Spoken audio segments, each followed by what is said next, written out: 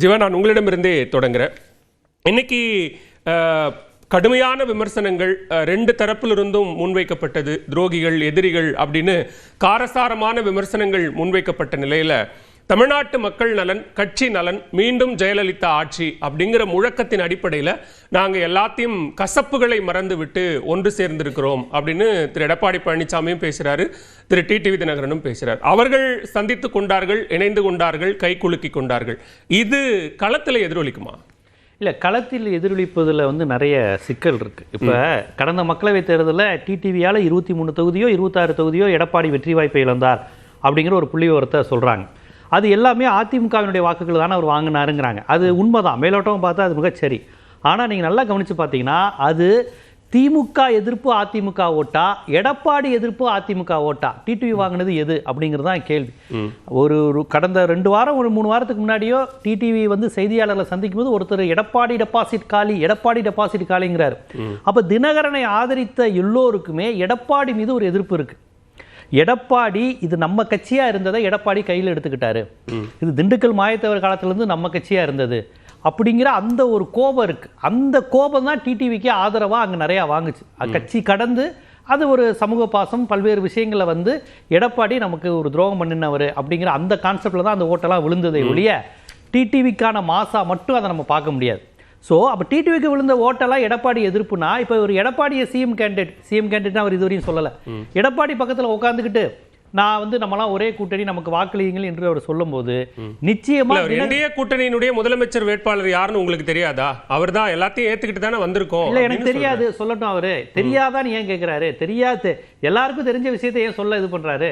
திமுகவில் முதலமைச்சர் வேட்பாளர் யாருன்னு தெரியாதான்னு யாரும் கேட்க போறது இல்லை. ஃபர்ஸ்ட் அப்படி ஒரு கேள்வியே திமுகவில் வர்றது கிடையாது. இப்போ இவங்க யார் முதலமைச்சர் வேட்பாளர் அப்படின்னு ஒரு கேள்வி வந்தா அது பதில் சொல்றதுல என்ன பிரச்சனை? நேற்று வரையும் துரோகின்னு சொன்னீங்களே, இன்னைக்கு ஏத்துக்கலாம் கேட்கறாங்க. அதெல்லாம் கிடையாது. எடப்பாடி முதலமைச்சர் வேட்பாளர், தூத்துக்குடி, கோயில்பட்டி, கயத்தாறு, எங்க பகுதி முழுக்க நான் இறங்கி வேலை செய்வேன்னு ஏன் அவர் சொல்ல மாட்டேங்கிறாரு? வாய்ப்பே இல்லை. நேற்றுக்கு மேடையில கூப்பிடும் போதும் அறிமுகப்படுத்தும் போதும் ரொம்ப பெருமரியாதைக்குரிய, மதிப்பிற்குரிய அப்படின்னு அண்ணன் சொல்லி சொன்னாரு. ஒரு முதலமைச்சர் வேட்பாளர்னோ முதல்வர்னோ அவர் வாயிலிருந்து வரவே இல்லை. எடப்பாடி பழனிசாமி அவர்களே தன்னை முதலமைச்சர்னு சொல்லலையே. பேசின 50 நிமிஷத்துல ஒரு வார்த்தை கூட அதிமுகங்கிற பேரை கூட மோடி பயன்படுத்த தயாரா இல்ல. மோடியை இவர் எடப்பாடியை முதலமைச்சர் வேட்பாளர்னு சொல்ல தயாரா இல்ல. இங்க அவங்களோட பிளானே ஒரு தொங்கு சட்டமன்றம் மாதிரி அமைஞ்சா எடப்பாடியெல்லாம் அவங்க யோசிக்க கூட மாட்டாங்க. அப்படி ஒரு நிலைக்கு அவங்க போயிட்டாங்க. ஏன் சொல்றேன்னா, நான் சொன்னது கற்பனை கிடையாது. அவர் இங்க போறான்னு தெரிஞ்ச உடனே ராஜமாணிக்கம் மாணிக்கராஜா விளையிட்டார். மாணிக்கராஜா யாருன்னு கேட்டீங்கன்னா டிடிவியினுடைய முகமே அவர் தான். உங்களுக்கு சாத்தூர், கயத்தாறு, திருநெல்வேலி, தூத்துக்குடி இந்த பகுதிகளில் கணிசமா டிடிவிக்கு வாக்கு வங்கி, கோயில்பட்டி இதெல்லாம் வாக்கு வங்கி பெற வைத்தவர் அவர் தான். எடப்பாடியை தோக்கடிக்க காரணமா இருந்தவர் அவர் தான். பல இடங்களில் அதிமுக ஜெயிக்கிறதுக்கு காரணமா இருந்தவர் அவர் தான். கடம்பூர் ஜமீன் பரம்பரையை சேர்ந்தவர். அவருக்குன்னு ஒரு கான்செப்ட் உண்டு. டிடிவி தினகரன் கட்சியில் இந்த மாதிரி நபர்கள் தான் அவங்களுடைய பலமே. எப்படி ஜெயிக்கிறது, எப்படி தொகுதி வாரியா ஜெயிக்கிறது, என்ன மாதிரியான கேஸ்ட் கால்குலேஷன் எல்லாமே தெரிந்த நபர்கள் தான் டிடிவி தினகரன். அது சசிகலா நடராஜனா இருக்கட்டும், டிடிவியா இருக்கட்டும், சாத்தூர் ராமச்சந்திரன் போன்ற பலருக்கும் அதிமுக வெற்றி காரணம் அந்த தொகுதி வாரியாக, மாவட்ட வாரியாக பலம் வாய்ந்த அந்த மாணிக்கராஜா போன்றவர்கள் தான் கட்சியின் பலம். இது திடீர்னு நடந்திருந்தா இது நீங்க சொல்ற அந்த லாஜிக் சரி, நீங்க சொல்ற அந்த ஒரு வாதம் இருக்கு. டிடிவி தினகரனே என்ன சொல்றாருன்னா, இது 2001 எடுக்கப்படுகிற முயற்சி. மத்திய உள்துறை அமைச்சர் அமித்ஷா இந்த முயற்சியை 21 எடுத்தாரு, அப்போ பலிக்கல. 24 முயற்சி பண்ணி பார்த்தாங்க, அதிமுக கூட்டணியை விட்டு போயிருச்சு. சோ அப்படி எடுக்கப்பட்ட முயற்சி இன்னைக்கு நடந்திருக்கிறது. அவங்க சொல்றது மறுபடியும் ஜெயலலிதா ஆட்சியை அமைப்போம்னு தானே சொல்றாங்க. ஜெயலலிதா டிடிவி சிஎம் கேண்டிடேட்ங்கிற விஷயமும் தெரியாது, எடப்பாடி சிஎம் ஆவாருங்கிற விஷயமும் தெரியாது. அதனால இவங்க சும்மா சொல்லிக்கலாம் ஜெயலலிதா ஆட்சின்னு. அது ஜெயலலிதா ஆட்சி, எம்ஜிஆர் ஆட்சின்னு என்ன வேணாலும் அவங்க சொல்லிட்டு போட்டோம். 2021 முயற்சி எடுத்து 2026 வரை அது நடக்காம இருந்துச்சுன்னா அது காரணம் மாணிக்கராஜா மாதிரி ஆட்கள் தான். அந்த கட்சியினுடைய இந்த பிரமுக இவங்களை நம்பி தான் டிடிவி இருக்கிறார். இன்னும் சொல்ல போனா எனக்கே டவுட் அவர் உசிலம்பட்டி, ஆண்டிப்பட்டியில் தான் நிற்பாருன்னு. அவர் கோவில்பட்டி போனதே எனக்கு ஆச்சரியமா இருக்கு. அப்போ அந்த அளவுக்கு அந்த பகுதியில் உள்ள மாணிக்கராஜா போன்றவர்கள், அந்த பகுதியில் உள்ள ஊராட்சி ஒன்றியத்தை அவர் எந்த அளவுக்கு கண்ட்ரோலா வச்சிருந்தாரு, இந்த மாதிரி விஷயங்கள் நம்பி தான் இருந்திருக்காரு.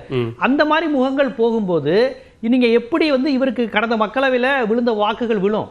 இவருக்கு இப்போ எப்படி வந்து எடப்பாடி எதிர்ப்பு ஓட்டை மட்டுமே வாங்கி இவ்வளோ ஓட் பெர்சன்டேஜை காமிச்சு நான் எடப்பாடியை தோக்கடிச்சிட்டேன், ரெட்டலையை 3ஆவது இடத்துக்கு கொண்டு போனேன்னு அவர் சொல்லிக்கிட்டு இருந்தாங்களோ அந்த கான்செப்ட் முடிஞ்சிருச்சே. இவர் எடப்பாடி கிட்ட போகும்போது அந்த ஓட் பெர்சன்டேஜ் எப்படி வரும்? இதை நீங்க 1+1 2ன்னு எப்படி பார்க்க முடியும்? இது -1னால போகும். அதனால தினகரனுடைய மார்க்கெட்டுங்கிறது அவருடைய முகாந்திர வாக்குகள் என்பது எடப்பாடி எதிர்ப்பு தான். எடப்பாடியிடமிருந்து கட்சியை மீட்கிறேன்னு சொல்லும் போதுதான் அவர் ஹீரோவா இருந்தார். அதனாலதான் ஓட்டை குத்துன்னு குத்துனாங்க. ரெட்டலையை தாண்டி குக்கர் விசில் அடிச்சிச்சு. இப்ப அப்படி இல்லையே, குக்கர்ல இனிமே எப்படி விசில் அடிக்கும்? உங்களுக்கு அது பழுதுபட்டுருச்சுல. உங்களுக்கு எடப்பாடியை ஏத்துக்கிட்டா அடுத்த நிமிஷம் டிடிவி வந்து ஒண்ணு இல்ல. டாக்டர் தமிழிசை சொல்றாங்க குக்கர் வந்துட்டா விசிலும் சேர்ந்து தானே வந்துரும், குக்கர் வந்துருச்சு விசிலும் வந்துரும். அவங்க என்ன விசில சொல்றாங்க? விஜய்ங்கிற விசில சொல்றாங்களா? அவங்க ரஜினியில இருந்து எல்லாருமே நம்ம கூட்டணிக்கு வருவாங்கன்னு ஆசைப்பட்டு சொன்னவங்க தான். ரஜினி வருவார்னு சொன்னதுல தமிழிசைக்கு ரொம்ப ஆர்வமா சொல்லிக்கிட்டு இருந்தவங்க அவங்க தான். அதனால அவங்க விஜய் இருக்கலாம், டிடிவி என்ன மாதிரி கூப்பிட்டாங்களோ அதே பிளான்ல அவங்களே அவங்க அழைத்து கொண்டு இருக்கலாம். ஏன்னா அவங்களுக்கு சில உண்மை, நம்ம எல்லாரையும் விட உண்மைகள் தெரியும். அதனால குக்கரை கூப்பிடுறதுக்கு ஒரு பேட்டர்ன் வச்சிருந்தா விசில அடிச்சு கூப்பிடுறதுக்கு ஒரு பேட்டர்ன் வச்சிருக்கலாம். என்ன பேட்டர்ன்? அது குக்கர்ல விசில் இருக்குன்னு தான் சொன்னாங்க. அதான் குக்கர்ல விசில் இருக்கு அப்படினு தான் சொன்னாங்க. மாறி தான் சொன்னாங்க. இல்ல அது என்ன பேட்டர்ன்? அந்த பேட்டர்ன் இடி பேட்டர்ன் தான், வேற ஒண்ணும் இல்ல. அன்புமணி எப்படி வந்தாரோ அதே மாதிரி தான் டிடிவி இங்கே வரவழைக்கப்பட்டிருக்கிறார். அதனால டிடிவிக்கு தெரியாதா இது வந்து டோட்டலா நமக்கான அடிப்படை முகாந்திரத்தை காலி செய்யக்கூடிய விஷயம் தெரியாதா? அப்படி இருந்தா அவங்களுக்கு எப்பவுமே அதே மாதிரி தானே கான்செப்ட். கடந்த முறை பாஜக கூட்டணி டிடிவி இப்ப இவங்க வருவதற்கு முன்னாடி கூட்டணி பிளவுட்டுருச்சு. யார் இருக்கிறா? அதிமுக பாஜக தவிர யார் இருக்கா? தினகரன் போயாச்சு, ஓபிஎஸ் போயாச்சு, பாமக வரல அப்படின்னு விமர்சனங்கள் வைக்கப்பட்டது. இன்னைக்கு பாமக வந்துருச்சு, டிடிவி தினகரன் வந்துட்டாரு, அப்படியான ஒரு சூழல், அன்புமணி வந்துட்டாரு. அப்படியான ஒரு சூழல்ல கூட்டணி ஒரு வடிவத்துக்கு வந்துருச்சு அப்படின்ன பிறகாக இப்ப இது களத்துல ரியாக்ட் ஆகாது அப்படின்னு சொல்றது அந்த கூட்டணி மீதான விமர்சனம் இன்னும் அப்படியே தொடருது அப்படின்னு பார்க்க வேண்டியது. சொல்ற விதம் ஒண்ணு இருக்கு. இவங்க வந்துட்டாங்க அவங்க வந்துட்டாங்கங்கறாங்க. இவங்க எல்லாம் இதுக்கு முன்னாடி திமுக கூட்டணியில தனியா இருந்தாங்களா? இவங்களோட தானங்க இருக்கிறாங்க. ஒண்ணு பிஜேபி இல்லாட்டி எடப்பாடி. இப்ப இவங்க வந்தவங்க யாராவது கடந்த தேர்தலில் திமுக இருந்தவங்களா இல்ல தனித்து நின்று கொண்டிருந்தாங்களா? ஒண்ணு அதிமுக இருந்தவங்க, தேமுதிக புதிய தமிழகெல்லாம் அதிமுகவோட இருந்தாங்க. பாமக யாரோட இருந்தது? பாஜகவோட இருந்தது. எல்லாம் அதே குடும்பத்துல தானே. தினகரன் போன்றவர்கள்லாம் வந்து விஜய ரொம்ப உயர்த்தி பேசினாங்க.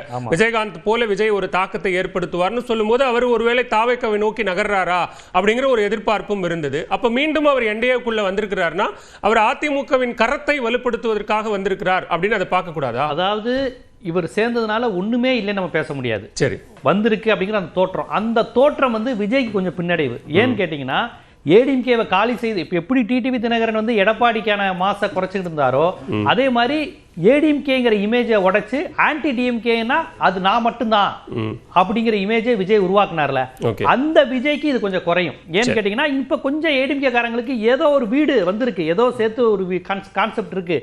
எடப்பாடியும் வாசனை மட்டும் தனியா உட்கார்ந்து இருந்தாங்கல்ல, இப்ப கொஞ்சம் பேர் பயப்படாதீங்கன்னு சொல்லி வந்திருக்காங்க. ஆனா இதை நீங்க வந்து அப்படியே கடந்த முறை இவங்க வாங்கின பெர்சன்டேஜ் எடப்பாடி வாங்கின பெர்சன்டேஜ் அப்படியே பைண்ட் ஆயிரும் அப்படின்னு பாத்தீங்கன்னா அது ஆகாது. அதுக்கு தான் உதாரணம் மாணிக்கராஜா போன்ற சிலரை சொன்னேன். முதற்கட்ட பார்வை எடுத்துக்கிறேன். பேசலாம் திரு ரவீந்திரன் துரைசாமி. இங்க தற்போது இருக்கக்கூடிய சூழல்ல இந்த கூட்டணி ஒரு வடிவத்திற்கு முழுமையாகி விட்டது அப்படின்னு பார்க்கணுமா, இல்ல இன்னும் கட்சிகள் வருவார்கள் அப்படிங்கிறதுக்கான தேவை இருக்கா? தற்போதைய சூழல்ல உங்களுடைய பார்வை என்னவா இருக்கு? இதுல டிடிவி தினகரனை பொறுத்த அளவுல யார் சிஎம்னு சொல்லாத காரணம் ஷீட் ஷேரிங் முடியல. ஓகே.